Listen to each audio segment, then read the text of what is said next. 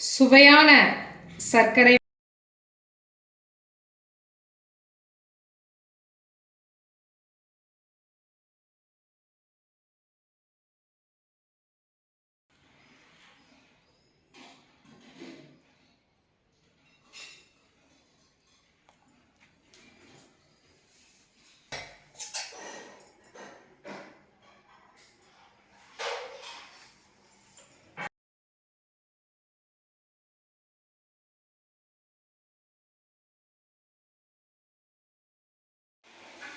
Hello friends, welcome to our channel. இன்றைக்கு பதிவில் சர்க்கரை வெள்ளிக்கிழங்குல ஏகப்பட்ட சத்துக்கள் கொட்டி கிடக்குல்லவா, அந்த சர்க்கரை வெள்ளிக்கிழங்கு வச்சு ஒரு சூப்பரான ஒரு பாயசம், ரொம்ப டேஸ்டாக, ரொம்ப குயிக்காக வீட்டில் இருக்கக்கூடிய பொருட்களை வச்சு ரொம்ப சிம்பிளாக எப்படி செய்யறது அப்படின்னு பதிவில் பார்க்கலாம் வாங்க. ஒரு கப் அளவுக்கு நான் ஜவ்வரிசி எடுத்துருக்கிறேன். ஒரு 200 கிராம் அளவுக்கு இருக்குது. இதை தண்ணி ஊற்றி ஒரு மணி நேரம் நம்ம ஊற வச்சுக்கலாம். 1 hour ஊறட்டும். சர்க்கரை வெள்ளிக்கிழங்கு எடுத்துருக்கிறேன். இன்றைக்கி சர்க்கரை வெள்ளிக்கிழங்குல தான் நம்ம இந்த பாயசம் செய்ய போகிறோம். பாருங்கள், ஒரு 1/4 கிலோ அளவுக்கு சர்க்கரை வெள்ளிக்கிழங்கு எடுத்துருக்கிறேன். இதை ஒரு குக்கரில் சேர்த்துட்டு தண்ணி ஊற்றி வேக வச்சுக்கலாம். இதை ஒரு 4 விசில் அளவுக்கு விட்டு எடுத்துகிட்டு வந்துடலாம். இந்த பாயசம் செய்கிறதுக்கு 1 கப் அளவுக்கு நான் வெல்லம் எடுத்துருக்கிறேன். எந்த கப்பில் ஜவ்வரிசி அளந்தமோ அதே கப்பில் 1 கப் வெல்லம் எடுத்துருக்கிறேங்க. இதில் ஒரு 1/2 கப் அளவுக்கு தண்ணி சேர்த்துட்டு, பாகுபதம்லாம் இல்லை, வெல்லம் கரையிற வரைக்கும் காய்ச்சிக்கலாம்.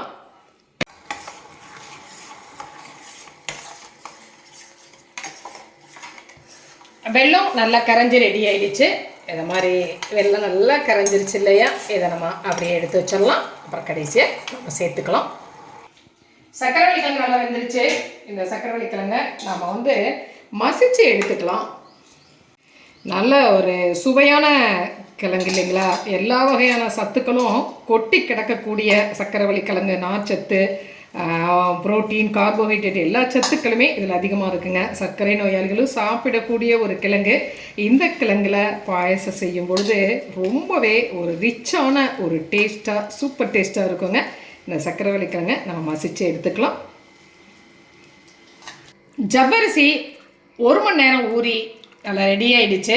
இப்போ அடுப்பில் நான் ஒரு பேன் வச்சுக்கிறேன். இதில் ஒரு 2 கப் அளவுக்கு தண்ணி சேர்த்துக்கிறேன். சேர்த்துட்டு ஜவ்வரிசி இதோட நாம் சேர்த்துடலாம்.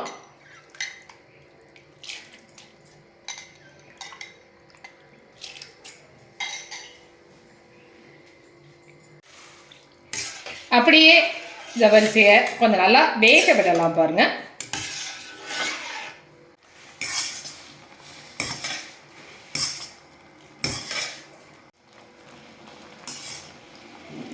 ஜவ்வரிசி நல்லா வெந்துருச்சு. ஒரு 5 நிமிஷத்தில் ரொம்ப குயிக்காகவே வெந்துருங்க. இந்த ஸ்டேஜில் நம்ம அந்த மசிச்சு வச்சுருக்க சர்க்கரை வெள்ளிக்கிழங்கை இதோடு சேர்த்துக்கலாம். சேர்த்துட்டு கலந்து விட்டுக்கலாம். கிழங்கு நல்லா கலந்து விட்டாச்சு. இதில் நான் காய்ச்சி ஆற வச்ச பால் 1 கப் அளவுக்கு இதில் நான் சேர்த்துக்கிறேன். பால் சேர்க்கும் பொழுது இது ஒரு நல்ல ஒரு டேஸ்டாகவே இருக்குங்க. சேர்த்துட்டு நல்லா மிக்ஸ் பண்ணிக்கலாம்.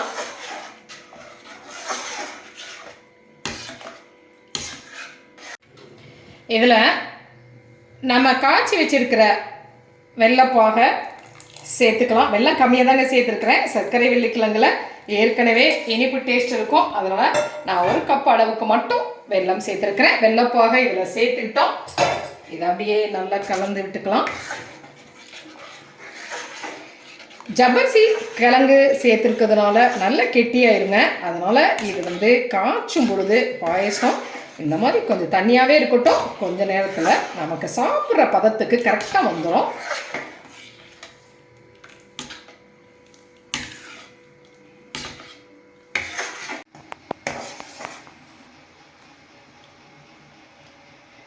நல்லா கொதி வந்துருச்சு.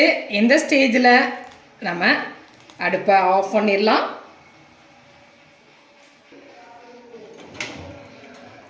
அடுப்பில் ஒரு பேன் வச்சுருக்கிறேன்.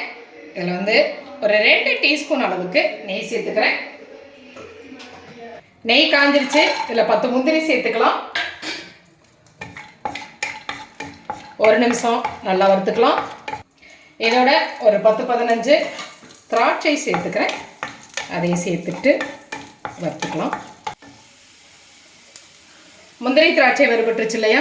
இதோட ஒரு 1/2 கப் அளவுக்கு தேங்காய் துருவல் சேர்த்துக்கிறேன்.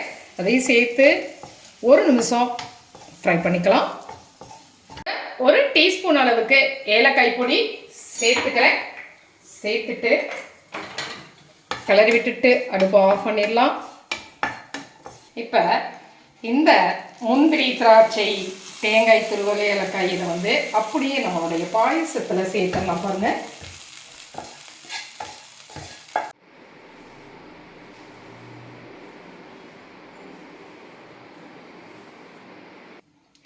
ரொம்ப ரிச்சான டேஸ்ட்டில் ஒரு சூப்பரான பாயசம். இந்த மாதிரி ஒரு பாயசத்தை இது வரைக்கும் சாப்பிட்ருக்க மாட்டீங்க.